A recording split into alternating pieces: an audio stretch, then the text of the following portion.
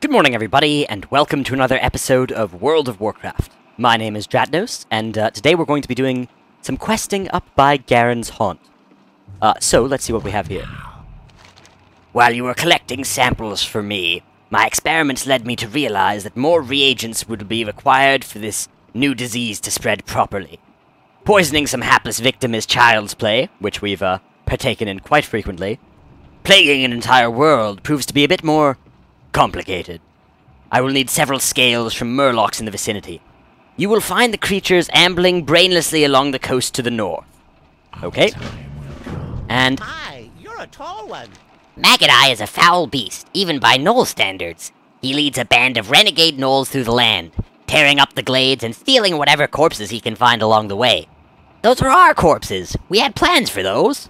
Maggots resides just up the path from us. Show him no mercy. Mercy is for the weak. mercy is for the Off weak. and away. Well done, Apprentice Can I Crispin. help you? It seems that Gerard has you hunting the Murlocs to the north. That's good. That's this guy. We can use their parts for our poisons. I get a little worried sometimes, though.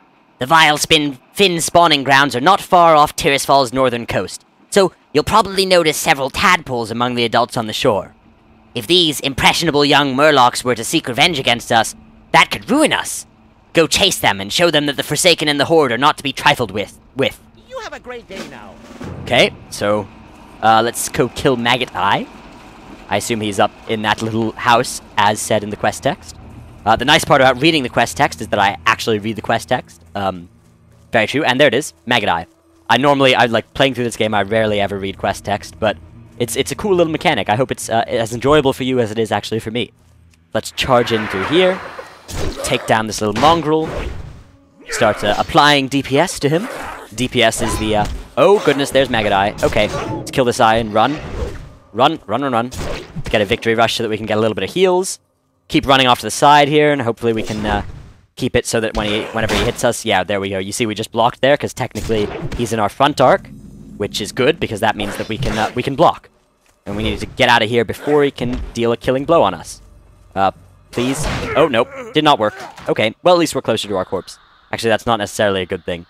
So, a lot of you have been wondering what exactly... I know that I've seen a few comments, at least, in various videos, and I do read all of my comments, by the way, that have said that you're interested in learning more about the lore of this game, because even the tidbits that I've been giving you have been completely not making sense to you. So I'll try to give you a little bit of a brief lore primer for the undead. So basically, if you look at this world map here, in the time that was the start of the undead story, really, there were two big human kingdoms. There was Lordaeron up here, centered in where the Undercity is now, and there was Stormwind, which is down here in Elwyn Forest. There were other human kingdoms like Gilneas, Alterac, Arathi, and a few others around this area, but mostly it was Lordaeron and Stormwind. And basically, there was this guy that came and told the guys in Lordaeron that bad stuff was going to happen, and that he should run away, and that all the humans should leave, and they didn't. And then this plague started happening, led by these evil necromancer people that were controlled by some demons that are part of the Burning Legion, which are basically the big bad guys of the WoW universe. They come from a bunch of worlds, and they basically go from planet to planet and make things a bad time for everybody. And so they basically started this plague in Lordaeron. And so Prince Arthas, the prince at the time, he was the son of the king, and he was basically sent out to fix the problem. And so he tried to do that, and basically he saw cities ruined before him. Actually, the city of, if you look over here, there's one up there called Stratholme, and he had to kill everybody in that city before they became zombies because of the plague. Because basically the way the plague worked was that it killed you and then reanimated you as a zombie under the control of the bad guys. So Arthas got through all this like bad character problems because he had to go ahead and kill these guys before they became undead. And that made him a very sad panda. And so then, after doing that a few times, it appeared that that the guy who perpetrated these killings, one of the evil undead or demon people, was going to escape. And so he chased him when he really shouldn't have, and he should have just, you know, backed off and kept the land as it was. And so he chased this guy, and let his revenge get in ahead of himself, and even when the order was sent to retreat, he burned their ships so that they couldn't get back. And so then he was up in the frozen lands of Northrend, which is up here, and basically he got corrupted up there. He was already kind of character-wise corrupted, but he got actually corrupted. And after a lot of other stuff and interactions with other lore characters from other storylines, he basically became what's called the Lich King. And the Lich King had previously controlled all of the undead scourge, and was actually Ner'zhul, this orc guy that you don't know about unless you actually know the lore of this game. And so Arthas basically merged with him, and it was how do I scare these guys automatically? Nice. And so then Arthas, all Lich King-y, took control of the undead and basically came back down here and started slaughtering his old homeland. He killed the king, and he became basically it was a bad time for everybody on the northern half of this continent. And so after that had happened, everybody was pretty much sad, and he was advancing on the elven kingdoms up here. They were called the High Elves at the time. They're now the Blood Elves, and they're members of the Horde, actually. You can play as them. So I just need to stay near these guys enough to make them frightened. That's cool. And so the High Elves, one of them, the Ranger General Sylvanas, basically had a fight with Arthas, and lost eventually, and got reanimated in his army. But she was not happy about this. And so eventually she broke free and took some undead with her, and those became the Forsaken. Basically freed from the control of the Lich King. And that's why we have the Forsaken now, living here, free of Arthas's evil control. Although actually now we've killed Arthas. We, the players of World of Warcraft, have killed Arthas up in Northrend. That happened in the Wrath of the Lich King expansion pack. And that's how we got to where we are. And that's why basically every time the Forsaken are trying to make a plague, they're trying to make something that'll kill everything except Forsaken. So they want to kill the Scourge and the Alliance and the Horde, sort of. And so yeah, they're not the best of allies for the Horde, but they are members of the Horde. And Sylvanas herself is pretty moderate and pro-Horde relative to most of the apothecaries are pretty anti-Horde and anti-living. They're mostly a fan of dead things, and they like converting things that aren't dead things into dead things. Through the plague, usually, through various plagues. And that's your basic lore in a tidbit. There's so much more to this game, though. That's like just the basics that you needed to know to kind of understand the plight of the Forsaken. There's a lot more, like the Burning Legion, how they first got into this planet, because the plague and stuff was kind of their second attempt to take over this planet. The first time they tried that was like 10 or 30,000 years before this current time. They actually tried to get through this world. It was a good time. I'll try and maybe I'll give you guys in later a lore episode where I just talk about the lore without any references and see if I actually know everything. Because I think I was pretty good there. If I was wrong on something, go ahead and correct me. And if you've got extra information that you can add succinctly, do that as well. Because I know that there are a lot of people interested in the lore of this game because they're not playing it themselves, nor are they necessarily interested in playing it, but they would like to understand, which is admirable. Understanding is a good thing. So we've finished our quests here while we've been doing this lore discussion. Seems like a good time. Let's see what we've got here. Yes? Excellent work. Now, if only I can convince Gerard to let us move our operation into that shack. That's where we killed the guy. Oh, that's quite clever. Alright, we'll take his leggings. There we go, level 9. Level 9. Hi, how are you? Did they run from you, Dratnos? Good. This is better than killing them. If they live to tell the tale, then future generations of Murlocs will learn to fear us. Oh, that's nice. Alrighty then. That better be good. Dratnos, were you able to obtain those scales from the Murlocs? The scales are perfect, Dratnos. Exactly what I needed for this concoction. Oh wait, he's not a gnome. I shouldn't have been doing my gnome voice there. Well, I was silly. The Agamand Mills to the west. Hang on, let me put on this belt. The Agamand Mills to the west have been lost to the Scourge, the evil undead, basically. The Agamand family has been slain, and the entire residence has been claimed by the Scourge. This is probably the largest Scourge outpost in Tirisfal, Dratnos. If you think you're enough of a warrior, head up there and speak with Coleman Farthing. He's been doing his best to take the land back, and he'll need help. Just follow this road, it'll take you right to him. Okay, so that's up this way, I guess, past where we slew Maggot Eye. Alright, we can do that.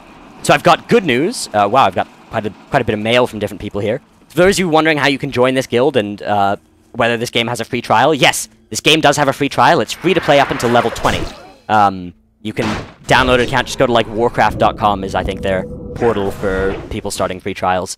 It's worth it. If you're wondering how you can play me on the EU, you can't. If you've got an EU account, I can't play with you. Although I actually do have an EU World of Warcraft account that I might be reanimating to play with subscribers at some point. However, for the time being, this character's on a US realm, and they still have the US and EU realms separated, which is it's kind of sad, but it's how so it goes. So it goes. Let's see if we can mine this before we get hit here. Oh yes, he ran away. Good. Getting some copper. Looks like we've got 20 copper now. That's a full stack. In this game, stacks are typically 20 of most items. Otherwise, stacks can sometimes be 5, and sometimes their maximum is like hundreds. There's another copper ore, but it looks like it's down at the bottom of this hill. Yeah, you can see there's a little down arrow when I mouse over it. That's a relatively new feature that basically says it's below you in terms of height. But then there's one over there that's above me, so I'll go and grab that while I'm doing this section of our questing experience today. See what Coalman Farthing has. Arr! Get back! Oh, you're not Scourge, are you? Thank the Banshee Queen that you're here. I've greatly underestimated how bad it's gotten up here. The strongest point in the mills is the Agamand family crypt. With necromancy, Captain Dargol has raised the ancestors of the Agamans and plans to use them against us. This cannot pass, and you must stop it. Travel to the Agamand family crypt and defeat the raised Agamand ancestors. Beware. Okay, sounds good. I had a thing to say. I was gonna say something. It was insightful and witty. It probably wasn't witty, but it was, I think, something that needed to be said. But I've forgotten it, so okay. Oh yeah, for those of you wondering how to join this guild, I have a guild. It's called Dratconian.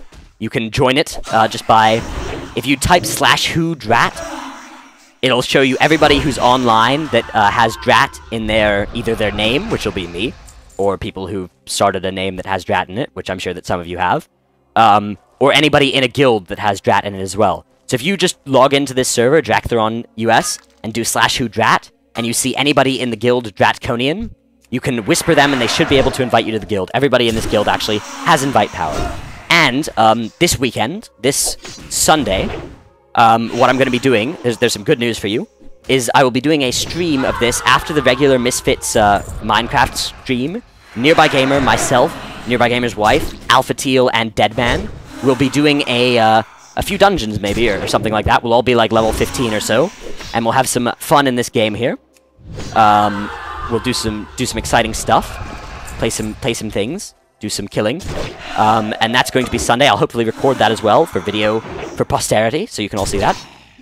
Also, for those of you wondering, over the summer, I plan on, or even over the coming weekends, not this weekend. This week I'm super busy. I'm amazed that I found the time to actually record this, because this is recorded during this week. This wasn't pre-recorded on Sunday like the videos up to this point have been. Yeah, I'll try to do something where I can actually play with all of you subscribers. Once we get up to maximum level as well, we can do streamed raids, which is interesting, which will be exciting for me. What you can do to help me with this series is if you know anybody who either plays World of Warcraft or would be interested in seeing this series, I would very much appreciate it if you could link them over to it, or if you don't actually know anybody, if you could help out the series by liking a few of the videos in it, or just posting comments, following me on Twitter, Facebook, all that nonsense, because all of that will help me produce content, the more interest there is in it, basically.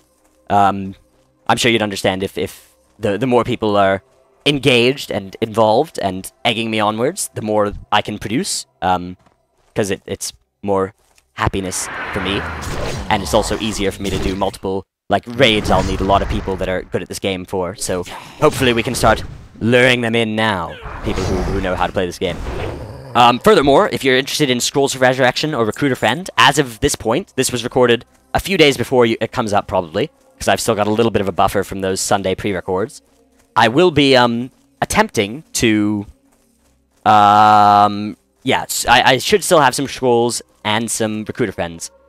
Just send me a YouTube message. If you're going to be Scroll of Resurrected, you need to have had a US account, and that US account needs to have been deactivated on or before March 4th, I believe. Otherwise, you're ineligible, which sucks for the Scroll of Resurrection. And if you're interested in starting a trial account, you don't actually need me to Recruiter Friend you for that. And I'd prefer it if I could actually save the Recruiter Friends for people who know for sure that they're going to be getting this game and don't just need a trial. However, if you want to Recruiter Friend, I'm not gonna stop anybody. I'm just gonna give it out to anybody who requests one, I'll make sure that they know what they're getting, and then send it over to you. So you can YouTube message me or email me. It's important that I know your email for either Scroll of Resurrection or Recruit a Friend. And there are good benefits for you associated with either one, as well as for me, but the ones for you are pretty awesome. Actually, they're kind of better than the ones for me, especially for Scroll of Resurrection. There's some pretty awesome rewards. You get like a level 80, and there's some nonsense. You can, if you had an existing character, you can transfer it to this realm, transfer it to Horde side, and automatically level it up to 80 for free. All that's pretty cool, and you also get upgraded to Cataclysm. So that's right, if you had like a vanilla account that was deactivated, and then has a level 1 on it, you'll then have a Cataclysm account that has a level 80 on it on this realm that is Horde side. So that's pretty awesome. Right. Speak quickly. The Scourge are trying to form a base here in the Agamand Mills. If they do, they can stage further attacks within Tirisfal. The orders have been given. The Scourge in the mills must be destroyed. Collect notched ribs from Battle Cage and Cracked Skull soldiers, and blackened skulls from Dark Eye Bonecasters. Victory for survivors. The Agamand family was the most prosperous family in the Tirisfal Glades. They often drank Dr. Pepper like Dradnos is about to. I used to work their mills before the plague. When the Scourge first came, the Agamands fortified their home, and convinced those in their employ to remain and help them defend. We were fools, but at least we were loyal fools. The Agamands in their pride doomed us to undeath, and now they are minions of the Scourge. Serve the Forsaken by defeating the Agamands who fell to the plague. Serve me by bringing me their remains. Sounds good. Let's start heading over there. We need to get Nissa's remains, Gregor's remains, Thurman's remains, and Devlin's remains. We don't need to kill these guys anymore, but we do need to kill some other dudes. The guys with the different models. It's a pretty common theme. Most of the time you don't have to go back through stuff. In Cataclysm, at least, you don't have to go back through old killing areas, so that's kind of a relic of old WoW.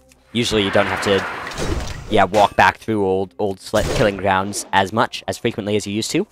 That used to be a very common thing in vanilla, at least. It's now, like, even if it's only 50% of the time now, that's, like, 50% less than it used to be. Right. There's one of our notched ribs. This guy should have a bleached skull for us. That's always pleasant. I guess we should probably be trying to avoid these guys and getting the death in the family things first. Okay, there's one, Devlin. I actually remember doing this one back in vanilla. You came up from the other side in vanilla. Before Cataclysm, pre-Cata. I actually didn't play in vanilla. I started playing this game a few weeks after Burning Crusade launched. I actually rolled up a druid over on Tichondrius. Had some good times there. I was like, I don't know, 13 years old at the time. Had this like tiny little raiding guild that I was a part of that raided a few days a week. It was pretty fun times. Had some of my best memories then. Karazhan, great dungeon. The Burning Crusade was the first expansion to this game. Let you go up to level 70. Originally, you could only go up to level 60. I wasn't around back then, so I didn't have that. But I do remember that they increased leveling speed at some point pretty early in Burning Crusade. And I remember having reached the level 60 the day before they made it easier to level from 1 to 60, which made me both happy and sad. I remember the weeks before people were telling me that it was coming and were like, just save your quests and you'll get more experience turning them in after this happens. And I was like, no, I want to get a character there before the change, because I was silly and wanted to waste time. Yeah, that's my story. Not entirely sure how we got onto that, but that's okay. You don't actually have an active voice in the conversation. You get like a voice in the conversation like 2 days after mine. It's kind of a bad way to have a conversation, to be honest. However, I do read all of my comments. I listen to all of them, and I very much appreciate all of the kind of feedback that I've been getting on this series. I'm glad that so many of you are enjoying it. I'm glad that this, because I thought I had a kind of unique approach. I hadn't actually seen any Let's Plays of this game like this, but I figured that could also have just been because they weren't very popular. But it looks like from the response to this that it actually is fairly popular. And I will start trying to promote this on various WoW forums and things like that, if there'd be other people interested in this. Uh-oh, we've pulled another enemy here. Okay, let's try and get this Bonecaster down. We're gonna go ahead and put Rend on this one. Oh, she dodged. Okay. And back over to the Bonecaster. Try and get it down. Victory Rush to heal up. And, oh, we've been disarmed here. So they took away our melee weapon for a few seconds. In this game, being disarmed just means that you don't get to, like, you're not able to use certain attacks that require a melee weapon for a little while, and your swings do less damage, and then you grab your weapon back. Opening there. Okay, that was a chest. We gained 45 copper from it, and a little thing here, two-handed mace. Does a little bit more damage than our current thing. Do we actually have any? There's no real upgrades for us. Oh, there's a gun here. We'll take the gun. I'll actually show you what a gun looks like. I should have the shoot. Yeah, here it is. If you're a hunter, you can shoot automatically just by having a gun and trying to auto-attack. If you're a warrior, you don't get that. You have to actually, like, press the button every time you want to shoot. Which is, you know, it's not great, but it's something we deal with as warriors. Often, if you're in high-end raiding and something, or if you're a tank, you'll want to sometimes be pulling things with your gun. That's a true fact. It's like maybe 10% of fights, maybe a bit less. Alright. Oh, hello. That's unpleasant. Here's Devlin Agamand. Okay, this is the guy we needed to kill. I shouldn't have gone in there and pulled that other guy. Let's see if we can get him dead. Am I going to be able to... Oh, God. Did he see me? He didn't see me. Thank you. Let's get this guy. Oh, that guy did see me. Run. Run, run, run. Do not want. Major do not want. Let's keep him out of line of sight. We'll head up this way. See if we can escape. Uh-oh. We got a frostbolt coming at us. That'll slow us down. Oh, God. We're slowed down. Frostbolts usually slow you down. Luckily, it didn't slow us down for very long. We'll go ahead and swing around that way. It looks like we've not got any hate on us anymore. Yeah, leaving combat. There we go. We're fine. Okay. Luckily, we still regenerate health at ridiculous rate at this point. It's pleasant. Happy. Happy time for us. Looks like the next place we need to get a few more notched ribs from the cracked skull soldiers. We don't need to kill any more of these spellcasters. There's another Scully up this way. There's another spellcaster. Let's see if we can walk right in the middle of these spellcasters and not pull. Ooh, skillfully done. Skillfully done. Yeah, here's the last two enemies. Tharlan Agamand. Go ahead and grab him. Let's be situationally aware here. Hop behind a little bit of Linus. Oh, goodness. Okay, we do not want to pull that. Keep on moving back here. Stay away from the enemies. Enemies are not a positive thing. And there goes Thurman. Okay, we got his remains. And there's Gregor Agamand. Should be able to take him down. The lovely ghoul over here. Let's go into first person for a nice little change here. So yes, that's what we're doing. Also, around this time, I think I'll release a, probably when you see this, it'll be, I don't know, maybe yesterday, tomorrow, or today, depending on when you see this. I will be releasing a episode that's just me introducing nearby dead man stuff to the server, and they start leveling up their characters. They're all trolls, and I made a little troll druid to just level through the first starting area with them. Yeah, I don't actually read the quest text in that little thing. We did like a 30-minute episode, and I think they're all planning to level up to about level 15, and then this Sunday we'll all play together, hopefully at level 15, and it'll be joyous and fun and happy times, and we'll all get some playing done. Should be good. And if there's subscribers on, we might be able to work out something where we do a thing with them if there are enough of you that are playing this delightful game. I invited Nearby to this guild. He accepted before, but he's no longer in this guild. Deadman still is. But Nearby Gamer is no longer in this guild, so that I have a sinking suspicion that he's created like a Nearby Nation guild. Which makes me sad, but I guess that's okay. That's fine. Or maybe like a Misfits guild, in which case we might merge or something, the guilds. Either way, that's fine. Do we have any... Let's see if we've got any upgrades sitting around in here. Doesn't look like it. We'll have to do a little bit of a selling run. What I'll probably do after I turn this in, hopefully it'll send me back to Brill, and then I can just Hearthstone out of here. And end the episode in a nice place where I'll gain vesting experience. Da-da-da, da-da-da, da-da-da. And for those of you that have been asking, yes, you can send me gold. I'll be accepting gold. And for those of you that have been telling me to do engineering, I'm considering it. I'll consider doing engineering as a secondary profession. I'm still not entirely sure what I'll do. I'll just gather materials for now. Ooh, hey, there we go. A two-handed mace that gives us strength and a lot of damage. We're gonna go ahead and take that. Oh, there we go. Level 10. Let me explain to you what you can do now. So now by pressing N, we get talent points, and you can specialize your character. I'm just going to put our Bone Cracker on. So there's a few different specializations. There's arms, which is, you hold a two-handed weapon is the basic idea of arms. You get your two-handed weapon, and you go and you do lots of damage and big swings to people. Fury, which is all about grabbing like 2 weapons, running in there, and slicing things up rapidly.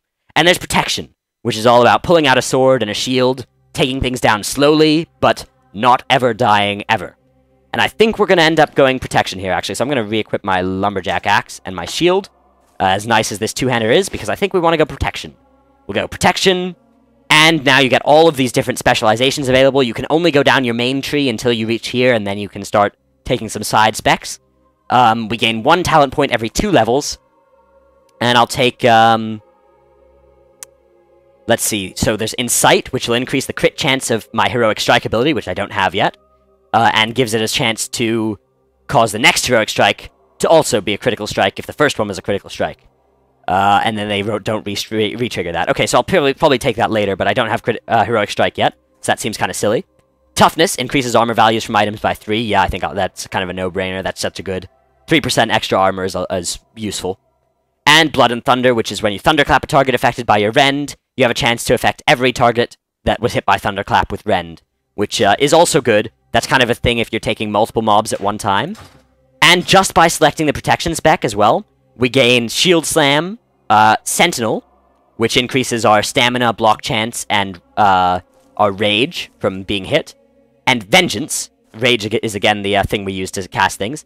Vengeance is that each time we take damage, we gain attack power, basically. So, now we've gained Shield Slam, that's good. That'll be something that's useful.